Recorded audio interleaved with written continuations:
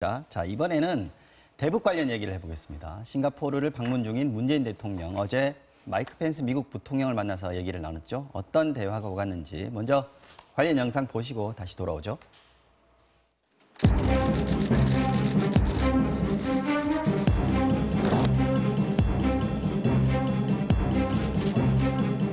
제2차 북미 정상회담이 이루어지면 한반도 완전한 비핵화와 통합 프로세스에 큰 진전이 있을 것이라고.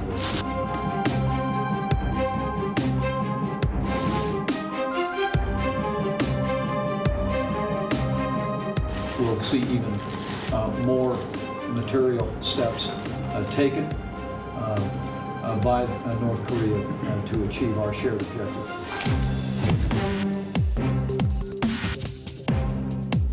서울에 와서 그거를 넘는 것은, 그 벽을 허무는 것은 남북 관계가 다시 한번 또 이렇게 새로운 역사를 만들 수 있는.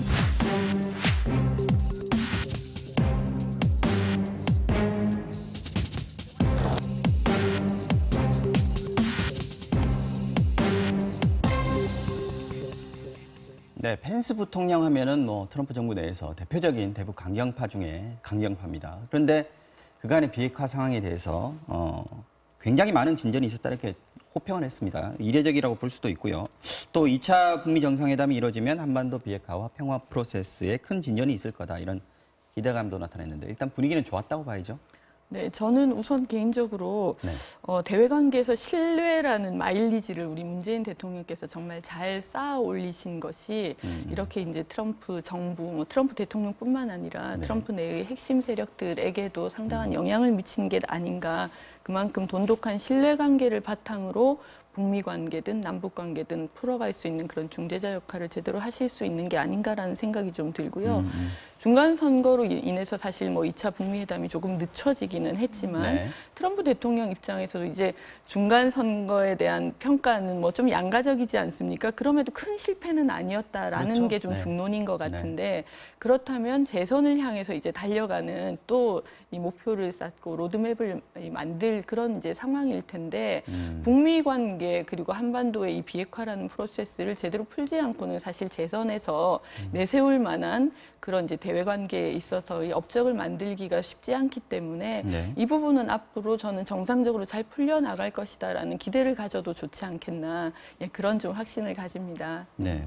펜스 부통령 말씀드렸습니다만은 대북 제재와 관련해서도 계속 강경한 입장을 내고 있는 분인데 지금 앞서 일본 아베 총리하고 만나서도 강력한 제재 유지 언급을 했습니다. 근데 어제 공개 발언에서는 제재라는 단어를 안 썼어요. 이 부분 어떻게 해석을 해야 될 것 같습니까? 어제 회의가 끝난 다음에 브리핑을 보면 비공개 회담에서 제재 얘기를 했다고 하지 않습니까? 제재 얘기는 안 할 수가 없죠. 왜냐하면 지금 한국 정부는 제재 풀어달라 그러는데 펜스가 지금 강경파라 그러셨는데 강경파라서 그런 게 아니고요. 아베뿐만이 아니고 마크롱이라든지 메이라든지 지금 전부 제재를 풀 수가 없다. 왜냐하면은 비핵화의 첫 단추라고 할 수 있는 신고부터 하지 않고 우리가 보여주고 싶은 것만 보여주겠다라는 거에서 한 발자국도 안 나간 상태이기 때문에 우리 정부가 제재 풀어달라는 것도 그 전제 조건은 충족돼야 된다는 거 아닌가요? 그렇습니다. 그러니까 제재 조건을 지금 풀어주는 게 전제 조건을 충족하면 제재 조건을 푼다 그러면 미국하고 이견이 있을 이유가 없고요.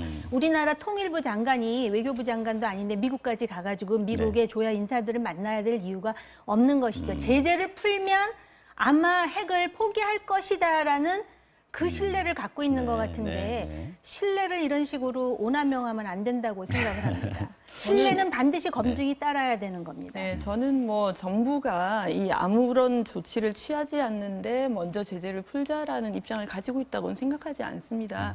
조명균 장관이 미국에 가서 조야의 주요 인물들을 만나는 건 오히려 미국 인사들 입장에서는 직접 통일부의 입장을 한번 청취할 수 있는 좋은 기회일 것 같거든요.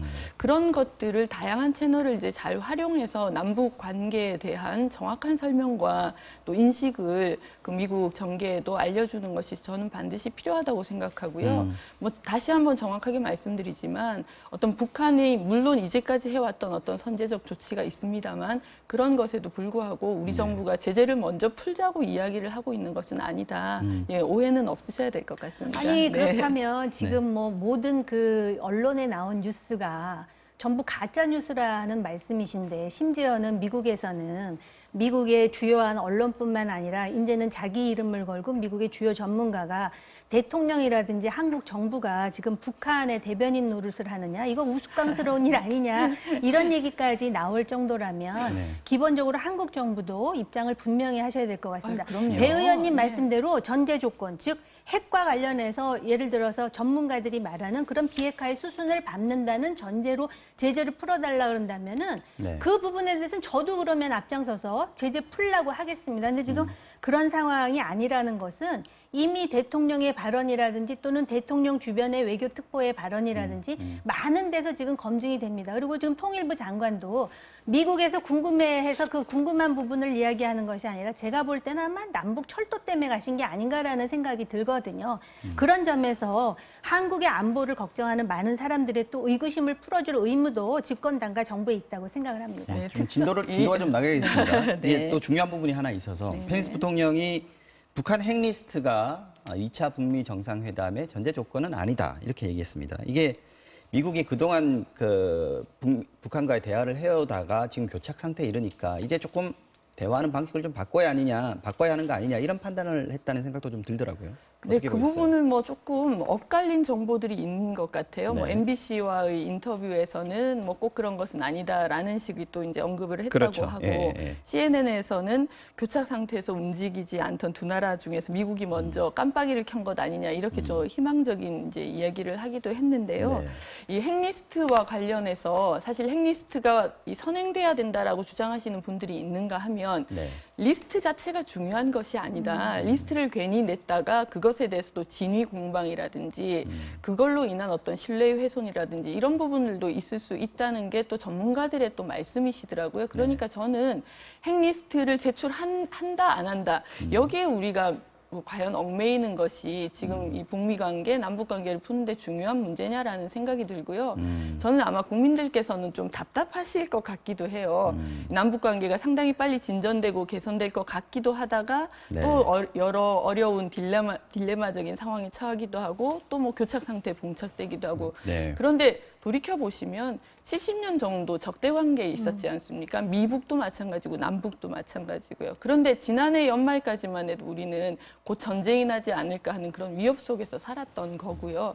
적어도 우리가 과거로 돌아갈 수는 없는 것이고 인내심을 좀 가지면서 함께 대화하고 또 사태를 풀어갈 그런 지혜가 필요한 시점이다. 이런 생각을 좀 하게 됩니다. 말씀하셨지만은 MBC하고 NBC죠. 미국 방송. 저희 MBC 아닙니다. NBC하고 가진 인터뷰에서는 북미 정상회담 2차 할 때 김정은 위원장이 핵리스트 신고하고 사찰 계획 뭐 이거 폐기 계획 다 가져와야 된다 이렇게 얘기했단 말이죠. 그럼 종합을 해보면 그 전에는 핵리스트 안 내놔도 되지만 올 때는 갖고 와라 이 얘기잖아요. 네. 지금 어떻게 해석을 해야 됩니까? 지금 북한에서는 네. 미국에 어떻게 압력을 넣고 있냐면 중간선거 전부터 제재를 풀지 않으면 핵 활동을 재개하겠다라는 압박을 하고 있고 미국은 그 핵 비핵화와 관련해서 가시적인 조처가 없으면 제재를 풀기 어렵다는 입장입니다. 이게 단순히 대북 정책이 아니고요. 미국의 대-NPT 정책하고도 맞물리기 때문에 제재를 쉽게 풀 수가 없는 상황이고 네. 국민들도 굉장히 답답하실 거라 그러는데요. 굉장히 답답하고 혼란스럽죠. 지금 뭐 내일 모레면은 종전선언 할 것 같고 GP는 다 폭파돼서 없어진다는데 어느 날 갑자기 황해북도에 중단거리 미사일 여전히 그 기지가 있고 시설이 있고 이렇게 하면 그럼 종전을 하기는 하고 여러 가지 이벤트는 벌어졌는데 네. 실질적으로 그런 어떤 긴장이라든지 위협은 그대로 있는 거 아니냐. 그런 부분이 더 혼란스럽지 않겠습니까? 그렇기 때문에 저는 정부의 대북 대화에 대해서 굉장히 긍정적으로 평가하는 사람입니다. 근데 이 대화가 긍정적인 결실을 얻으려면 내 말 한마디면 다야라는 김정은의 목소리에 그대로 쫓아가는 의존적인 대화가 돼서는 절대로 결실을 얻을 수 없다라는 점에 대해서 강력하게 경종을 보내고 싶습니다. 네. 종전선언 그런 아까 말씀은 얘기하셨어요. 충분히 네, 하실 수 있는 말씀이시고요. 다만 뭐 CSIS에서 미사일 기지라든지 이런 부분들은 트럼프 대통령도 사실이 아니다 이렇게 확인한 부분이 아니겠습니까?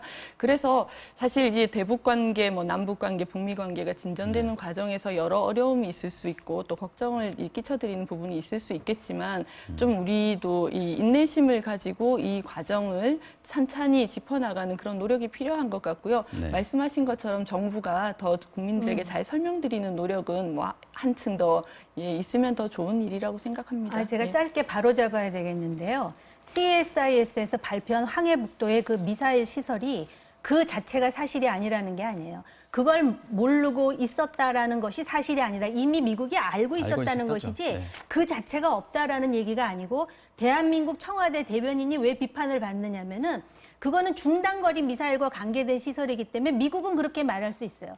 그런데 대한민국의 청와대 대변인이 그거는 실제로 그 북핵의 의제에 들어가 있지도 않고 아무 문제가 없는 것처럼 우리가 다 인지하고 있으니 이렇게 말하는 거는 네. 실제로 굉장히 언어도단입니다. 그 부분에 대해서 지적하는 것이지 CSIS의 그 사실 자체는 사실입니다. 아니 마찬가지로 트럼프 대통령이 얘기한 것도 계속해서 지켜보고 있고 특별한 움직임이 없다는 것이거든요. 네. 그러니까 과장할 필요는 저는 없다는 말씀을 드리고 싶습니다. 그러니까 바로 그런 사실이 있음에도 불구하고 한쪽에서는 휴전선에서 GP 다 없애고 비행금지 구역을 지금 뭐 한강하구라든지 NLL까지 확대하겠다 그러는데 그건 다 없앴는데 저쪽에서 미사일이 우리를 겨냥하고 있다는 그 현실에 대해서 국민들의 입장에서는 굉장히 혼란스럽지 않겠습니까? 잠시만요. 이 미사일 기지 얘기 나오면 저희 지금 사흘째 지금 같은 얘기를 하면서도 이 이야기가 끝이 안 나더라고요. 그래서 정리를 해보면 CSIS가 발표했던 위성 사진, 상업 그 위성 업체에서 제공한 사진은 시점이 3월 달이었는데 그게 중요한 게 아니라 정 의원님께서는 이미 지금도 진행되고 있는 거 아니냐라는 거고 우리 청와대에서 와서 이제 다시 논란이 된 건데 알고 있으니까 문제 안 된다는 식으로 대답한 게 문제다. 이렇게 보시는 거잖아요. 알고 있으니까 네. 문제가 안 될 뿐만 아니라 마치 또 그건 우리하고 상관없는 것처럼. 근데 사실 그 미사일 기지는 미국 트럼프는 그렇게 얘기할 수 있어요. 트럼프는 중단거리니까 우리가 오히려 더 직접 대상자다 이거죠? 미국의 네. ICBM 안 떨어지고 미국의 핵 안 떨어지면 된다는 게 트럼프의 미국주의란 이겁니다. 근데 네. 우리가 그 인질 상태에서 협박을 받고 있으면서 청와대 대변인이 그렇게 얘기한다는데 얼마나 황당무계한. 그래서 지금 청와대에서는 너무 과장을 해서 말씀을 아닙니다. 하시는 아닙니다. 청와대에서는 정확히 그래서 대변인의 네네. 말을 확인해 네. 보십시오. 그래서 그 부분에 대해서 협상 얘기를 하는 중이다. 이렇게까지 지금 청와대에서 나왔습니다. 그죠? 네네. 네. 그 부분도 신경 안 쓰는 거 GP 아니다라는 철수의 얘기를 문제만 하는 거고요. 하더라도 사실은 그것을 우리의 어떤 방어력을 해제하는 것이라고 사실 저는 그렇게 이해를 하시는 것은 옳지 않다고 생각하고요. 네. 그 최전방에서 서로 위험한 상황이 벌어지는 것을 막는 것이 결국 한반도의 안전을 위해서 도움이 되는 것이죠. 네. 네, 최근에 21세기 전쟁은 요 말씀만 듣고 끝내겠습니다. 도발뿐만이 아니라 네. 지금 그 단거리 미사일이라든지 또는 방사포와 같은 그러한 그 포격이 우리를 향해서 어떤 위협을 주는가가 상당히 중요합니다. 그렇기 때문에 뭐 GP 없애고 평화가 오는 거 다 찬성합니다만 그게 마치도 종전을 위해서 모든 걸 다 했다는 식으로 아니, 근데 정치적으로 한국과 과장한다거나 상징 조작하는 거는 매우 위험한 일이라는 말씀을 다시 한번 한국과 드립니다. 미국, 한미의 그런 억지력을 너무 또 가볍게 보시는 것 같아요. 네. 사실 뭐 미사일이 예를 들어서 한반도를 겨냥하고 있다고 하더라도 그걸 쏠 수 있겠습니까? 그렇게 할 수 없습니다. 아니 그렇게 따지면 실제로 미국과 중국이나 미국과 러시아가 왜 군비 경쟁을 합니까? 그거는 기본적으로 실제, 국가의 존재 이유라든지 국제 그럼요. 정치에 대한 기본을 잘 모르시고 하시는 네, 말씀이세요. 모르고 여기까지 얘기하는 하시죠. 것이 네, 아니죠. 그런 것 네. 같습니다. 뭐 이게 말씀드렸습니다. 이 미사일 기지 얘기만 나오면 항상 이렇게 경론이 벌어집니다. 뭐 좋은 일이라고 생각합니다. 예, 이런 의견 교환도 있어야 되고요. 자세한 이러면서 이제 팩트 체크도 되는 거고 그렇게 생각합니다. 오늘 정치 와우장룡 여기까지 하겠습니다. 두 분 수고하셨습니다. 고맙습니다.